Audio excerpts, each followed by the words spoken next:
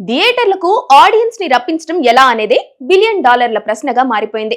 తెలుగు ప్రేక్షకుల mind set ని, mood ని అర్థం చేసుకోవడం చాలా కష్టమైపోయిన రోజులివి.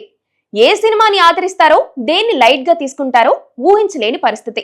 స్టార్ హీరో సినిమాల్ని సైతం ఇగ్నోర్ చేస్తున్నారు. పైగా ఇప్పుడు తెలుగు వాళ్ళని చాలా సమస్యలు చుట్టుముట్టాయి. ఓవైపు గ్యాస్ కొరత, మరోవైపు పెట్రోల్ గోల. తెల్లారి లేస్తే వీటి గురించే చర్చ. ఇలాంటి సమయంలో సినిమా థియేటర్ వీటి గురించి ఆలోచించే తీరిక ఉందా అనేది అర్థం కావడం లేదు. ఈ సమ్మర్ లో చాలా సినిమాలు రాబోతున్నాయి. అందులో చిన్న సినిమాలు, మీడియం రేంజ్ సినిమాలు కూడా ఉన్నాయి. బైకర్, డెకాయిట్, స్వయంభు ఇలాంటి సినిమాలు వరుస కట్టబోతున్నాయి. పెద్ది ఉండనే ఉంది. పెద్ది లాంటి సినిమా వచ్చినప్పుడు ఆ వైబ్రేషన్ వేరు.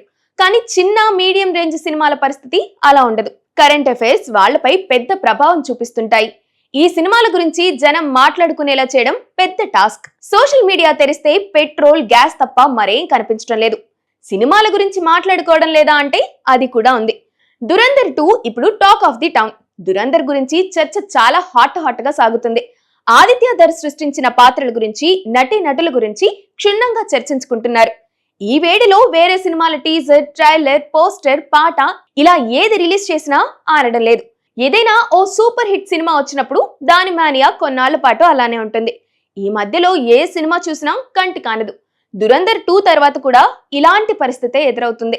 దురంధర్ 2 తెలుగు రాష్ట్రాలపై కూడా ఎఫెక్ట్ చూపించింది. తెలుగు డబ్బింగ్ కి మంచి స్పందనే వచ్చింది.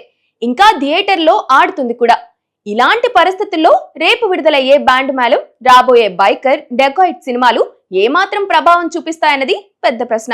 నిత్యావసర వస్తువులైన గ్యాస్, పెట్రోల్ మీద ఉన్న అటెన్షన్ సినిమాల వైపు తీసుకురావాలంటే కత్తి మీద సాము లాంటి వ్యవహారమే.